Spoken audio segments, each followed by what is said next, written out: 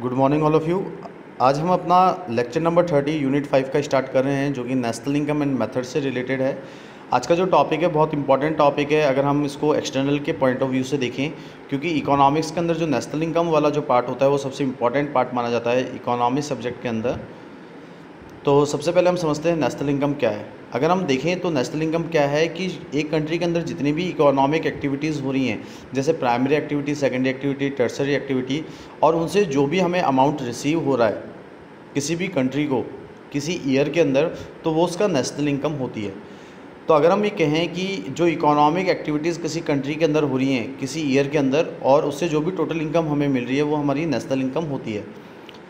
अगर हम बात करें तो नेशनल इनकम के अंदर हम पेमेंट्स को भी डालते हैं, जो हमारे सारे रिसोर्सेज से होते हैं, जो कि हमारे फैक्टर ऑफ प्रोडक्शन के होते हैं, जैसे हमारे वेजेस, इंटरेस्ट और रेंट एंड प्रॉफिट। अगर हम देखें तो जो फैक्टर्स ऑफ प्रोडक्शन है हमारे लैंड, लेबर, कैपिटल और एंटरप्रेन्योरशिप, तो जो वेजेस है वो हमारे लेबर के होते हैं, कैपिटल हमारा इंटरेस्ट का होता है, रेंट हमें लैंड से मिलता है और प्रॉफिट हमें एंटरप्रेन्योर को देना होता है।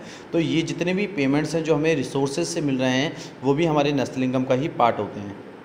अगर हम देखें तो मार्शल क्या कह रहे हैं नेशनल इनकम के बारे में, वो कहते हैं कि जो लेबर और कैपिटल है किसी कंट्री की, वो नेचुरल रिसोर्सेज से जो प्रोड्यूस करती है नेट एग्रीगेट कमोडिटीज़ को, मटेरियल और इमटेरियल जिसके अंदर इंक्लूड किया जाता है, और जितनी भी काइंड्स ऑफ सर्विसेज है जो इंक्लूड की जाती है, तो उन जो कमोडिटीज़ को हम बना रहे हैं, उस आउटपुट को जो हम बना रहे हैं, उससे जो हमें नेट एनुअल इनकम या रेवेन्यू किसी कंट्री को मिल रही है, जो कि एक नेशनल डिविडेंड है, वो हमारी क्या होगी, नेशनल इनकम होगी। तो जो वर्ड है नेट, जो कि रेफ़र करता है उस डिडक्शन को जो कि हमारे ग्रॉस नेशनल इनकम में हो रही है, जो कि किसके रेस्पेक्ट में है, डेप्रिसिएशन के रेस्पेक्ट में ही, या कोई हमने मशीन वियरिंग आउट कर दी है, मींस वो मशीन अब हमारे लिए ऑब्सोल्यूट हो चुकी है, कोई काम की नहीं है, और उसको हमने डेप्रिसिएशन में कर दिया है, तो वो हमारे ग्रॉस नेशनल इनकम में से डिडक्ट हो जाएगी। और हमें उसके अंदर क्या ऐड करना होगा, तो नेशनल इनकम के अंदर हमेशा जो भी इनकम हम एब्रॉड से ले रहे हैं उनको हम उसके अंदर ऐड करते हैं। उसके बाद हम बात करते हैं हम लोग कंसेप्ट्स क्या क्या हैं नेशनल इनकम की। तो पहला जो कंसेप्ट है हमारे नेशनल इनकम का वो है जीडीपी। जीडीपी का मतलब है कि जो भी गुड्स और सर्विसेज प्रोड्यूस हो रही हैं किसी कंट्री के अंदर किसी ड्यूरिंग अ ईयर के अंदर, उसकी क्या वैल्यू है। मीन्स कि किसी कंट्री के अंदर किसी ईयर के अंदर अगर जो भी गुड्स और सर्विसेज का प्रोडक्शन हो रहा है उसकी क्या टोटल वैल्यू है इन टर्म्स ऑफ मनी। तो ये जो हम जीडीपी कैलकुलेशन करते हैं मार्केट प्राइस पे, तो उसको हम बोलते हैं जीडीपी एट मार्केट प्राइस। डेनबर्ग ने जीडीपी को जो डिफ़ाइन किया है वो ये कहते हैं कि जो मार्केट वैल्यू है हमारे आउटपुट की, मीन्स हमारे जो फाइनल गुड्स और सर्विसेज जो हमने किसी domestic tertiary of a country, means किसी भी कंट्री की बाउंड्री में जो भी हमने अपने आउटपुट्स बनाए हैं, हमारे फाइनल गुड्स और सर्विसेज प्रोड्यूस किए हैं, उनकी क्या मार्केट वैल्यू है किसी एक अकाउंटिंग ईयर के अंदर, तो वो उसकी नेशनल इनकम होती है। अगर हम देखें तो जीडीपी को अगर हमें मेजर करना हो तो हम 3 मेथड्स के थ्रू करते हैं। पहला है प्रोडक्ट मेथड, इनकम मेथड और एक्सपेंडिचर मेथड। तो अगर हम नंबर ऑफ़ कंसेप्ट्स देखें जो कि नेशनल इनकम के अंदर प्रिटेंड की जाती है, उसका जितना भी कैलकुलेशन किया जाता है वो इन मेथड्स के थ्रू किया जाता है। कौन कौन से मेथड्स हैं वो हमारे प्रोडक्ट, इनकम एंड एक्सपेंडिचर। तो अगर हम जीडीपी की बात करें तो जीडीपी क्या हुई कि किसी भी ईयर के अंदर कंट्री के द्वारा किए गए जितने भी प्रोडक्शन है, जो भी गुड्स और सर्विसेज हम प्रोड्यूस कर रहे हैं, मीन्स जो भी फाइनल गुड्स और सर्विसेज हम प्रोड्यूस कर रहे हैं किसी भी ईयर के अंदर किसी कंट्री की बाउंड्री के अंदर, उसकी टोटल वैल्यू क्या है। और अगर हम मार्केट प्राइस पे इसकी कैलकुलेशन कर रहे हैं तो उसको हम बोलते हैं जीडीपी एट मार्केट प्राइस। और जो डेनबर्ग थे उन्होंने जीडीपी एट मार्केट प्राइस का मतलब ये बताया कि किसी अकाउंटिंग ईयर के अंदर किसी भी कंट्री की डोमेस्टिक टर्सरी के अंदर होने वाला जो भी फाइनल गुड्स और सर्विसेज जो प्रोड्यूस हुआ है उसकी आउटपुट की मार्केट वैल्यू क्या है। तो अगर हम देखें तो नेशनल प्रोडक्ट हमेशा नेशनल इनकम के बराबर होता है और नेशनल इनकम हमेशा नेशनल एक्सपेंडिचर के बराबर होता है। अगर हम प्रोडक्शन मेथड की बात करें तो ये वो मेथड है जिसके अंदर हम देखें कि जो वैल्यू है हमारे गुड्स और सर्विसेज की जो कि प्रोड्यूस हो रही है हमारी डिफरेंट इंडस्ट्रीज़ में किसी ईयर के अंदर, उनको ऐड किया जाता है, जिसको हम वैल्यू एडेड मेथड भी कहते हैं, जिससे जीडीपी का कैलकुलेशन किया जाता है। और जो जीडीपी एट फैक्टर कॉस्ट है वो इंडस्ट्री ऑफ ओरिजिन से कैलकुलेट की जाती है। और अगर हम देखें तो इसके अंदर क्या क्या चीज़ें हम इंक्लूड करते हैं, तो इंडिया के अंदर अगर हम जीडीपी की बात करें तो जो भी एग्रीकल्चर एंड एलाइड सर्विसेज है, माइनिंग है, मैन्युफैक्चरिंग, कंस्ट्रक्शन है, electricity, gas and water supply है, ट्रांसपोर्टेशन है, कम्युनिकेशन है, ट्रेड है, बैंकिंग एंड इंश्योरेंस है, रियल इस्टेट है, ऑनरशिप है, ड्वेलिंग है, बिजनेस सर्विसेज हैं, पब्लिक एडमिनिस्ट्रेशन है, डिफेंस है, और जितनी भी गवर्नमेंट सर्विसेज हैं उन सबको हमें इसमें ऐड करना होता है, जो कि एक जीडीपी का पार्ट है। तो अगर अदर वर्ड्स में कहें तो हम ये कह सकते हैं कि ये सम है ग्रॉस वैल्यू एडेड का। उसके बाद अगर हम इनकम मेथड की बात करें तो इनकम मेथड के अंदर जो कंट्री के पीपल्स हैं जो कि प्रोड्यूस कर रहे हैं जीडीपी को किसी ईयर के अंदर और वो उस काम के बदले कोई इनकम रिसीव करेंगे, तो उस इनकम जो वो रिसीव कर रहे हैं अपने वर्क से, जब उसको हम एडअप करते हैं तो वो हम इनकम मेथड के अंदर करते हैं। तो अगर आप जीडीपी इनकम मेथड के हेल्प से कैलकुलेट कर रहे हैं तो आपको जितनी भी फैक्टर इनकम से उनका सम करना होगा। जैसे हमारी वेजेस और सैलरीज हो गए, मीन्स कंपनसेशन हो गया एम्प्लॉयज़ का, रेंट हो गया, इंटरेस्ट हो गया और प्रॉफिट हो गया। मीन्स कि अगर हम जीडीपी इनकम मेथड से कैलकुलेट कर रहे हैं तो जो भी हम प्रोडक्शन एक्टिविटीज़ करते हैं और उसके बिहाफ पे हम जो भी उनके काम के बदले जो भी उनको हम इनकम दे रहे हैं वो भी हमारे नेशनल इनकम का पार्ट है। तो हम उसके अंदर कंपनसेशन ऑफ एम्प्लॉयज़ और ऑपरेटिंग सरप्लस जो कि रेंट, इंटरेस्ट और प्रॉफिट है उसको हम इंक्लूड करते हैं। उसके बाद हम देखें एक्सपेंडिचर मेथड का, तो ये जो मेथड है ये फोकस करता है गुड्स और सर्विसेज को जो कि किसी कंट्री के अंदर प्रोड्यूस हो रहे हैं ड्यूरिंग 1 ईयर के अंदर। तो एक्सपेंडिचर मेथड के अंदर सबसे पहले जो चीज़ हम इंक्लूड करते हैं वो है consumption expenditure on services and durable and non durable goods, कि जो भी कंज्यूमर के एक्सपेंडिचर हैं किसी सर्विसेज पे या किसी गुड्स पे वो क्या है। Investment in fix capital such as residential and non residential building, machinery and inventories. आपका इन्वेस्टमेंट क्या है फिक्स कैपिटल का, आप रेजिडेंटल हैं या नॉन रेजिडेंटल है, या आपने कोई भी बिल्डिंग सेटअप की है, मशीनरी लगाई, इन्वेंट्रीज की हैं, उनको भी हम इसके अंदर इंक्लूड करते हैं। गवर्नमेंट के क्या एक्सपेंडिचर हैं उनके फाइनल गुड्स और सर्विसेज पे, वो भी हमें इसमें इंक्लूड करना होता है।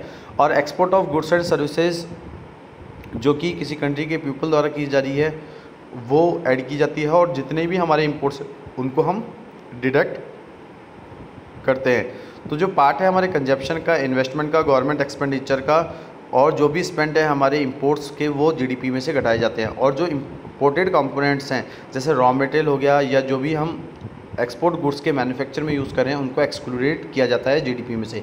तो जीडीपी अगर हमें एक्सपेंडिचर मेथड से निकालनी है, मीन्स जीडीपी एमपी अगर हमें एक्सपेंडिचर मेथड से कैलकुलेट करनी है तो उसके अंदर हम C + I + G + X - M करेंगे। और X - M क्या है, हमारा नेट एक्सपोर्ट है जो कि पॉजिटिव और नेगेटिव दोनों में हो सकता है। तो जब भी अगर हमें जीडीपी एक्सपेंडिचर मेथड से कैलकुलेट करनी है तो उसके अंदर हम सबसे पहले कंजप्शन ऐड करेंगे, उसके बाद investment on fix Capitals, government expenditure, उसके बाद एक्सपोर्ट में से इंपोर्ट्स को हटा देंगे।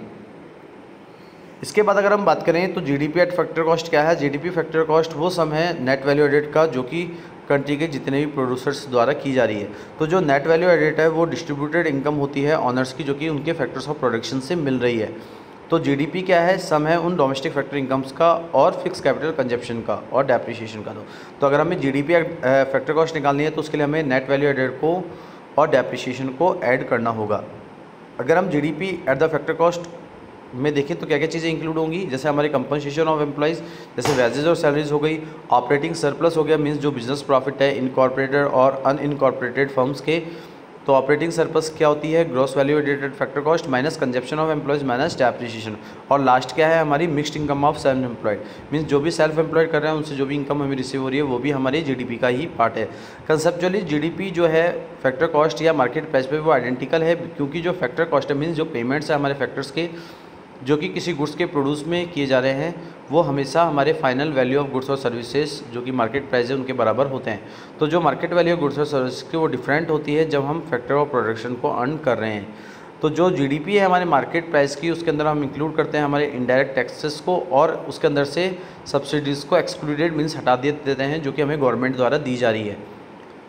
और उसके बाद हम बताएं तो अगर हमें GDP at the factor cost पे पहुंचना है तो उसके लिए हमें इनडायरेक्ट टैक्स को सब्ट्रैक्ट करना पड़ेगा और सब्सिडीज़ को ऐड करना पड़ेगा हमारी जीडीपी एट एमपी के अंदर। तो अगर आप जीडीपी एफसी कैलकुलेट कर रहे हैं जीडीपी एमपी से तो जीडीपी एमपी के अंदर आपको इनडायरेक्ट टैक्सेस को हटाना है और सब्सिडीज़ को प्लस करना होगा। उसके बाद हम बात करें एनडीपी की जिसको हम नेट डोमेस्टिक प्रोडक्ट कह रहे हैं। तो एनडीपी क्या है, एनडीपी वो वैल्यू है हमारे नेट आउटपुट की जो कि एक ईयर के अंदर हमारी इकोनॉमी को दी जा रही है। तो जो कंट्री है उसके अंदर जो भी कैपिटल इक्विपमेंट्स वियर आउट हो रहे हैं या कोई भी मशीन्स एब्सोल्यूट हो गई है किसी ईयर के अंदर किसी प्रोडक्शन प्रोसेस के अंदर, तो जो वैल्यू है हमारे कैपिटल कंजप्शन की जिसका कुछ परसेंटेज हमारे ग्रॉस इन्वेस्टमेंट का होता है जो कि जीडीपी में से डिडक्ट की जाती है। तो अगर आप एनडीपी कैलकुलेट करेंगे तो जीडीपी एफसी के अंदर से आपको डेप्रिसिएशन हटाना होगा। उसके बाद हम बात करें नॉमिनल और रियल जीडीपी की, तो जब जीडीपी आप मेजर कर रहे हैं करंट प्राइस के बेसिस पे, तो वो जीडीपी एट करंट प्राइस होगी, मींस नॉमिनल जीडीपी होगी। और अगर आप जीडीपी को कैलकुलेट कर रहे हैं fixed price in some year, या आप कह सकते हैं कि जीडीपी अगर आप कांस्टेंट प्राइस पे कर रहे हैं तो वो आपकी होगी रियल जीडीपी। तो जीडीपी अगर आप करंट प्राइस के बेसिस पे मेजर कर रहे हैं तो वो आपकी नॉमिनल जीडीपी है, और अगर आप फिक्स्ड प्राइस के बेसिस पे कर रहे हैं तो वो आपकी रियल जीडीपी है। नॉमिनल जीडीपी जो है वो वैल्यू होती है उन गुड्स और सर्विसेज की जो कि किसी ईयर के अंदर प्रोड्यूस किए जा रहे हैं, और इसका जब भी मेजरमेंट हम करते हैं वो रुपीज़ की टर्म में और करंट मार्केट प्राइस की टर्म में करते हैं। और अगर हमें कंपेयर करना हो एक ईयर का दूसरे ईयर से तो हमें ये प्रॉब्लम फेस होती है कि जो रुपी है वो एक स्टेबल नहीं है, क्योंकि परचेजिंग पावर हर एक कंट्री की अलग अलग होती है। तो जीडीपी जब भी राइज़ होगी किसी ईयर के अंदर, वो सिर्फ इकोनॉमी को जल्दी जल्दी रैपिडली ग्रो नहीं करेगी, बल्कि प्राइजेस को भी राइज करेगी, जो कि एक इन्फ्लेशन का पॉइंट है। तो now the general price level of the year for which real GDP is to be calculated is related to the base year on the basis of the following formula which is called the deflator index. कि अगर हमें general price level देखना हो किसी year का अपनी real GDP से, तो उसका कैलकुलेशन हम उसके बेस प्राइस से करेंगे, और उसके हमें इस फॉर्मूले का यूज़ लेना होगा जिसको हम डिफ्लेटर इंडेक्स कहते हैं। तो अगर रियल जीडीपी आप कैलकुलेट कर रहे हैं तो आपको जीडीपी उस करंट ईयर की लेनी पड़ेगी और उसको base price upon current year index से मल्टीप्लाई करना होगा। तो सपोज़ मान के चलें कि 1991 के अंदर जो बेस ईयर है वो 1991 है, और जो जीडीपी है 1990 और 2000 की वो 6 करोड़ रुपीज़ है, और जो प्राइस इंडेक्स है ईयर का वो 300 है। तो रियल जीडीपी जब आप 1999-2000 की कैलकुलेट करेंगे तो आपकी जीडीपी कितनी थी, 6 करोड़। उसको जब आप 100 डिवाइडेड बाई 300 से करेंगे तो 2 करोड़ आपकी क्या हो जाएगी, रियल जीडीपी हो जाएगी। उसके बाद हम बात करते हैं जीडीपी डिफ्लेटर की। जीडीपी डिफ्लेटर एक वो इंडेक्स है जो कि किसी गुड और सर्विसेज के अंदर जो भी प्राइजेज चेंजेस हो रही हैं उनको बताता है, जो कि जीडीपी में इंक्लूड किए जाते हैं। और जो प्राइस इंडेक्स है उसका कैलकुलेशन हम जब भी करेंगे तो हमें नॉमिनल जीडीपी को डिवाइड करना पड़ेगा उस ईयर से जो कि रियल जीडीपी और उसके सेम ईयर पे होगी, और उसको हमें मल्टीप्लाई करना पड़ेगा 100 से। अगर आपको जीडीपी डिफ्लेटर निकालना है तो नॉमिनल मींस करंट प्राइस क्या है जीडीपी की वो अपॉन रियल, और कांस्टेंट प्राइस क्या है जीडीपी की वो इंटू 100 करना होगा। तो अगर जीडीपी डिफ्लेटर हम 97-98 का कैलकुलेट कर रहे हैं तो मींस जो नॉमिनल जीडीपी थी वो 1426.7 करोड़ थी, और जो रियल जीडीपी थी वो 1049.2 करोड़ थी। उसको जब हमने 100 से मल्टीप्लाई किया तो हमारे पास जीडीपी डिफ्लेटर कितना आ गया, 135.9। तो ये शो कर रहा है कि जो कांस्टेंट प्राइस थी 1993 और 94 के अंदर, और जो जीडीपी थी 97-98 के अंदर, वो इंक्रीज़ हो गई 135.9% ड्यू टू द इन्फ्लेशन की। क्योंकि इकोनॉमी के अंदर जो प्राइजेस थी गुड्स और सर्विसेज की वो बहुत हाई हो गई थी, तो इन्फ्लेशन आ गया था, तो जो जीडीपी है वो इतने % इंक्रीज़ हो गई। तो इतने 1000 रुपीज़ थे जो 1993 और 94 के अंदर, वो 1997-98 के अंदर इतने करोड़ रुपए हो गए। उसके बाद हम बात करते हैं जीएनपी की। तो जीएनपी क्या है, जीएनपी वो टोटल मेजर है जो कि गुड्स और सर्विसेज का फ्लो हो रहा है किसी एक मार्केट वैल्यू पे, जिसका रिजल्ट होता है कि जो करंट प्रोडक्शन है किसी ईयर के अंदर किसी कंट्री के अंदर, उसके अंदर हम अपनी नेट इनकम फ्रॉम अब्रॉड को भी इंक्लूड करते हैं। कहने का मतलब क्या हुआ कि जो जीएनपी है वो टोटल मेजर है कि मार्केट वैल्यू के बिहार पे क्या गुड्स और सर्विसेज का फ्लो हो रहा है उसके करंट प्रोडक्शन पे किसी ईयर के अंदर और किसी कंट्री के अंदर, जिसके अंदर हम अपने नेट इनकम फ्रॉम अब्रॉड को भी इंक्लूड करते हैं। और जीएनपी को इंक्लूड करने के लिए हमें 4 types of final goods and services की रिक्वायरमेंट होती है। पहला क्या है, consumer goods and services to satisfy the immediate wants of the people, कि जो कंज्यूमर हैं गुड्स और सर्विसेज के वो अपने इमीडिएट वांट्स से अपनी नीड को सेटिस्फाई करें। दूसरा है कि gross private domestic investment in capital goods consisting of the fix capital formation, residential construction and inventories of finish goods and unfinished goods.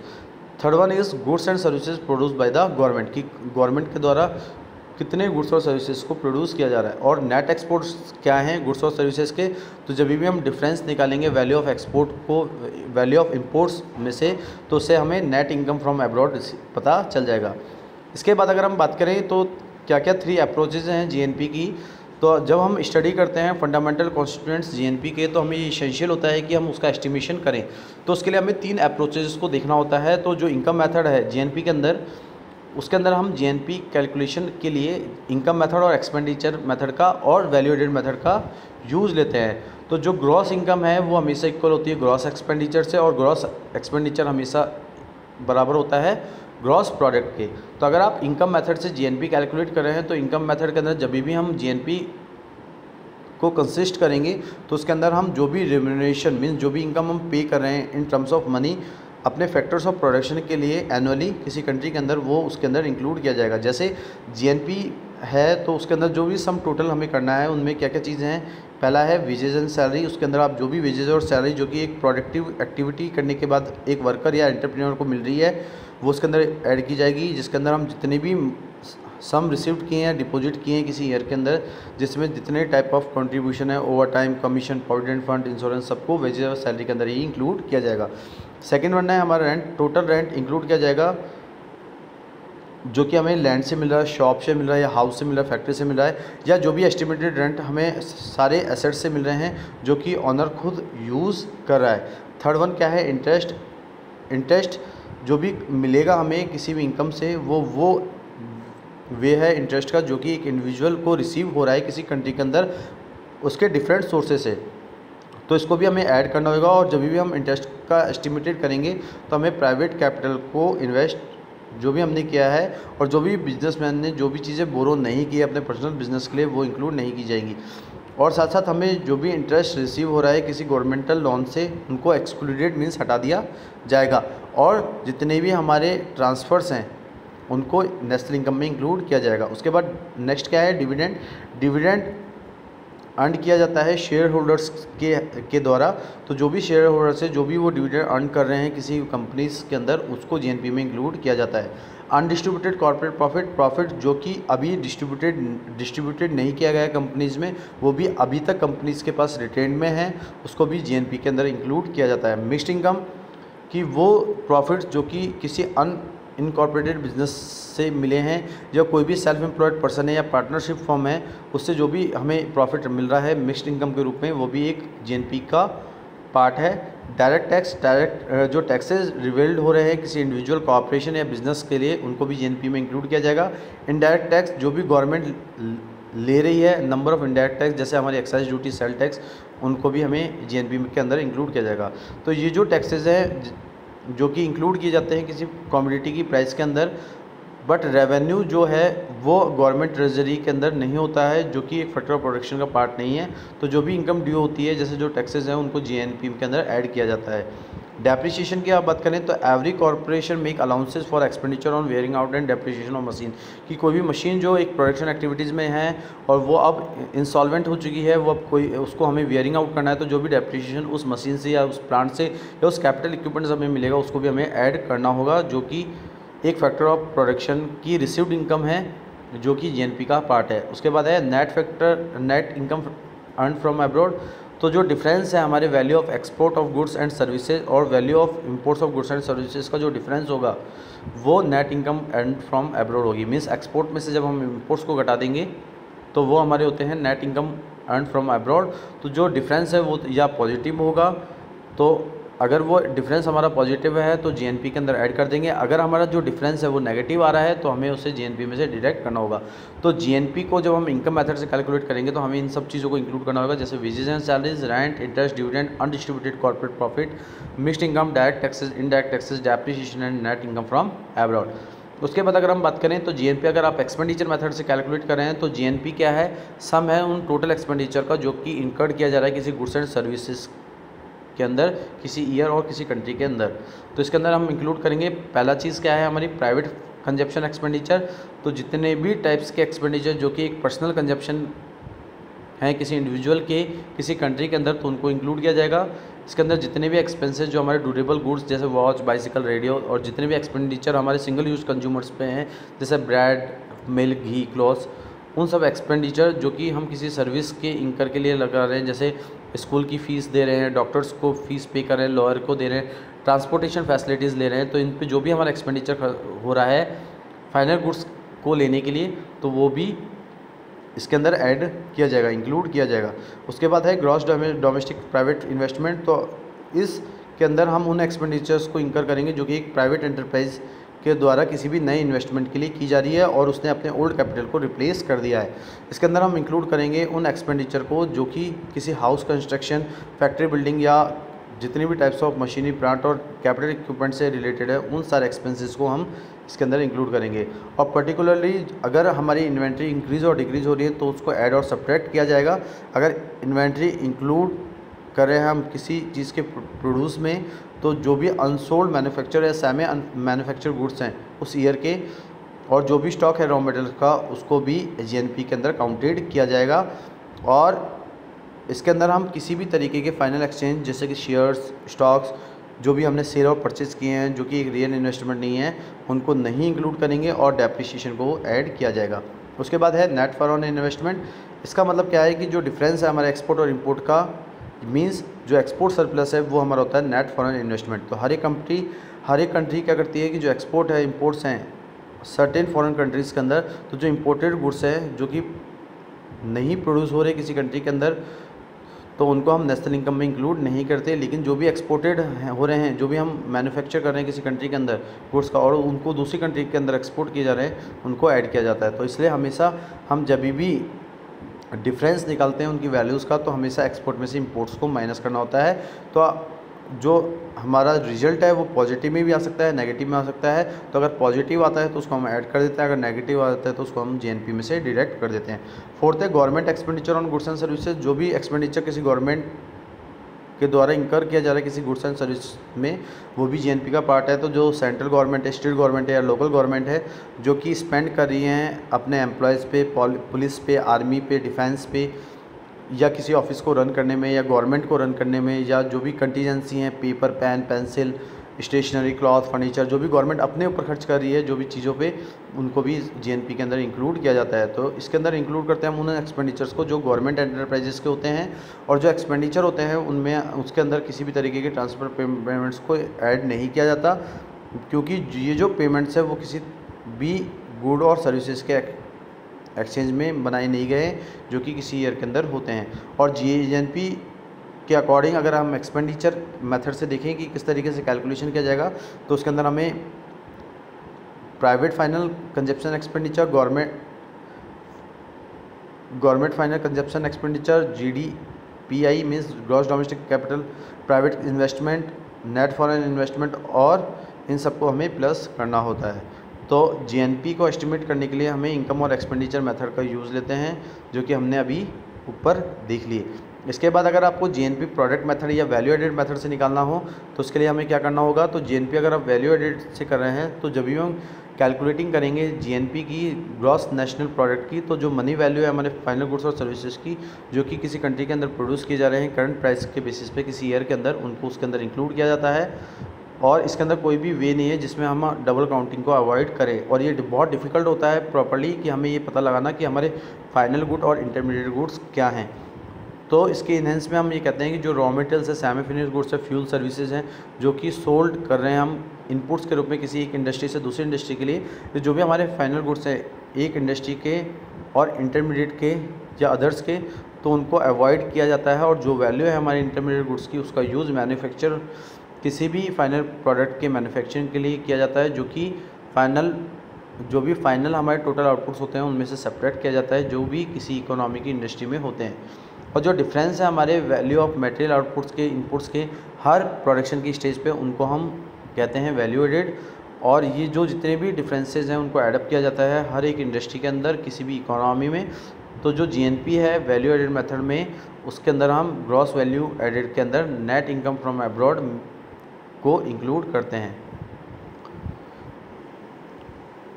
उसके बाद अगर हम देखें तो यहाँ पे टेबल हमने बनाई है। तो table 1 is constructed on the supposition of the entire economy for the purpose of total production consider of 3 sectors, they are agriculture, manufacturing and other considering of tertiary sector.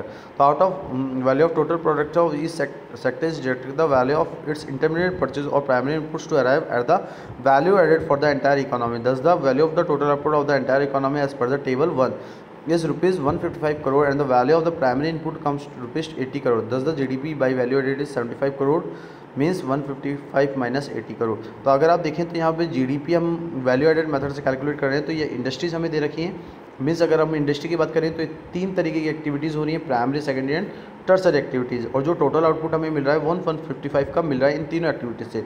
और जो हमारे इंटरमीडिएट परचेजेज हैं वो इस तरीके के हैं जो 80 है। अगर हम वैल्यू एडिड निकालेंगे तो हमें क्या करना पड़ेगा, टोटल आउटपुट में से इंटरमीडिएट परचेजेस को हटाना पड़ेगा जो कि हम टेबल में देख रहे हैं। और उसके बाद अगर आप देखें तो जो टोटल है हमारे आउटपुट का वो 155 है, और जो इंटरमीडिएट परचेजेज हैं हमारी 80 है। तो जो हमारा वैल्यू एडेड है जीडीपी का वो कितना है, 75 रुपीज़ है। तो दस we find the total gross value added of an economy equals the value of it's gross domestic product. If depreciation is deducted from the gross value added V net value added which comes the 67 crore 75 minus 8 crore. अगर इसके अंदर gross value added के अंदर अगर हमारा depreciation होता तो हमारी जो भी वैल्यू एडेड निकली है उसमें से हमें डेप्रिसिएशन भी माइनस करना होता। तो this is nothing but net domestic product at market price. Again if indirect tax is ₹7 crore and deducted from the NDP is 67 crore, we get 60 crore as the net value added, the factor cost which is equivalent to the NDPFC।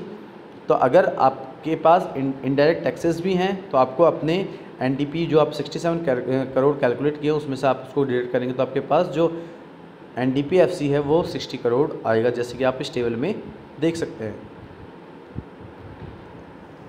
उसके बाद अगर हम देखें तो table number 3 में हम gross domestic product निकाल रहे हैं क्रेडिट में। तो अगर हम इनकम मेथड से जीडीपी कैलकुलेट करें तो वेजेस और सैलरी को इंक्लूड कर लेंगे, इनकम रेंट से जो हमें मिल रही है उसको, इंटरेस्ट को, प्रॉफिट को। तो जो नेट वैल्यू एडेड है एनडीपी की वो कितनी आ जाएगी हमारी 60। उसमें अगर हम टैक्सेस को जोड़ दें, डेप्रिसिएशन को जोड़ दें तो जो ग्रॉस वैल्यू एडेड है जीडीपी वो आ जाएगी हमारे पास 75।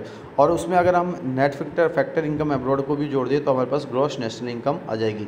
तो क्या इंपॉर्टेंस है कि जो वैल्यू एडेड मेथड है उसमें हम मेजर करते हैं नेशनल इनकम का, जो कि मोर रियलिस्टिक है प्रोडक्ट और इनकम मेथड से, क्योंकि इसमें हम उन प्रॉब्लम्स को अवॉइड करते हैं जो कि डबल काउंटिंग की होती हैं, जिसके अंदर हमें इंटरमीडिएट प्रोडक्ट्स को एक्सक्लूड करना होता है। और ये जो मेथड है ये इस्टेब्लिश किया जाता है जिससे हम इंटरमीडिएट प्रोडक्ट्स की इंपॉर्टेंस दे सकें किसी नेशनल इकोनॉमी के अंदर। दूसरा क्या है कि जब भी हम नेशनल इनकम की स्टडी करते हैं या उसके अकाउंट्स की स्टडी करते हैं तो वो रिलेट होती है हमेशा वैल्यू एडेड से, क्योंकि जो भी कंट्रीब्यूशन है हर एक प्रोडक्शन सेक्टर का वो जीएनपी में फाइंड आउट किया जा सकता है। For enhance it can tell us whether agriculture is contributing more than the share of the manufacturing following.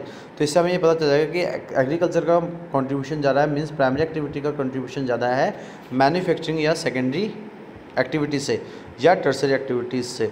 तो करंट ईयर के अंदर अगर हमें प्रीवियस ईयर से कंपेयर करना हो कि कौन सी एक्टिविटी का सबसे ज़्यादा कंट्रीब्यूशन है तो वो हम जीएनपी की हेल्प से कर सकते हैं। उसके बाद अगर हम देखें तो जीएनपी एट मार्केट प्राइस क्या है कि when we multiply the total output produced in 1 year by their market price prevalent during that year in the country we get the GNP at market price. अगर हम multiply करें अपने total output जो कि एक ईयर के अंदर produce किए जा रहे हैं उसकी मार्केट प्राइस से जो कि प्रिवेलेंट है किसी कंट्री के उस ईयर के अंदर, तो वो जीएनपी होगी। तो जीएनपी का मतलब क्या है, जो भी ग्रॉस वैल्यू है हमारे फाइनल गुड्स एंड सर्विस की जो कि प्रोड्यूस की जा रही है एनुअली किसी कंट्री के अंदर, उसमें हम प्लस करेंगे NIFA को, means net factor income abroad को। तो इसके अंदर हम इंक्लूड करेंगे जो भी ग्रॉस वैल्यू है हमारे आउटपुट की उन आइटम्स की। तो 1 to 4 जो भी मेंशन किए गए हैं जीएनपी के अंदर, तो जीएनपी एट मार्केट प्राइस क्या है, GDP at market price plus NFIA। उसके बाद हम बात करते हैं GNP at factor cost. GNP at factor cost का मतलब है कि वो सम ऑफ मनी जो कि इनकम की है जो कि प्रोड्यूस कर रही है किसी वेरियस फैक्टर ऑफ प्रोडक्शन को एक्वायर करने के लिए किसी एक ईयर के अंदर या कंट्री के अंदर। तो इसके अंदर हम उन आइटम्स को मेंशन करते हैं जो कि इनकम मेथड में किए जाते हैं जब हम जीएनपी के अंदर से इनडायरेक्ट टैक्सेस को हटा देते हैं। तो जीएनपी अगर हम मार्केट प्राइस पे हम दिखना चाहें तो उसके अंदर हमेशा इंक्लूड करना होगा इनडायरेक्ट टैक्सेस को जो कि किसी गवर्नमेंट द्वारा रिलाइव किए जा रहे हैं किसी गुड्स पे, जिससे कि उनकी प्राइजेस बढ़ गई हैं। और जो अगर जीएनपी हम फैक्टर कॉस्ट पे देख रहे हैं इनकम मेथड के थ्रू, तो हमें जो भी फैक्टर्स ऑफ प्रोडक्शन हैं जिससे हमें कोई भी रिटर्न रिसीव हो रहा है जो कि कॉस्ट ऑफ प्रोडक्शन का पार्ट है। तो अगर हमें जीएनपी मार्केट प्राइस पे देखनी है तो हमेशा हायर होगी जीएनपी एट फैक्टर कॉस्ट से, क्योंकि जो GNP at the factor cost है उसमें हमेशा हमें टैक्सेस को घटाना होता है जो कि जीएनपी और एमपी में से किया जाता है। और ये तब होता है जब हमारी जो कॉस्ट ऑफ प्रोडक्शन है कमोडिटी का वो प्रोड्यूसर हायर दे रहा हो और उसकी प्राइजेस हाई हो रही हो किसी कमोडिटी मार्केट के अंदर। और जब भी हमें प्रोटेक्ट करना होता है अपने प्रोड्यूसर्स को तो हमें गवर्नमेंट की हेल्प चाहिए होती है कि वो हमें मॉनेटरी हेल्प दें, जिससे कि हमें जो गवर्नमेंट से सब्सिडीज़ मिल रही हैं उससे हम अपनी मार्केट प्राइस और जो भी कॉस्ट है प्रोडक्शन की कमोडिटी की उसको के डिफरेंस को कम कर सके। तो इसका रिजल्ट ये होता है कि जो प्राइस है कमोडिटी की जो कि एक प्रोड्यूसर रिड्यूस कर रहा है वो हमेशा उस सिमिलर कमोडिटी की मार्केट प्राइस के बराबर होती है। फॉर एग्जांपल कि अगर मार्केट प्राइस राइस की 3 रुपये पर केजी है और प्रोड्यूसर की जो कॉस्ट है वो 3.5 रुपये की, तो गवर्नमेंट उसको 50 पैसे की सब्सिडी देगा उस पर केजी पे, जिससे कि उसकी जो कॉस्ट ऑफ प्रोडक्शन है वो उसकी मार्केट प्राइस से मैच कर जाए।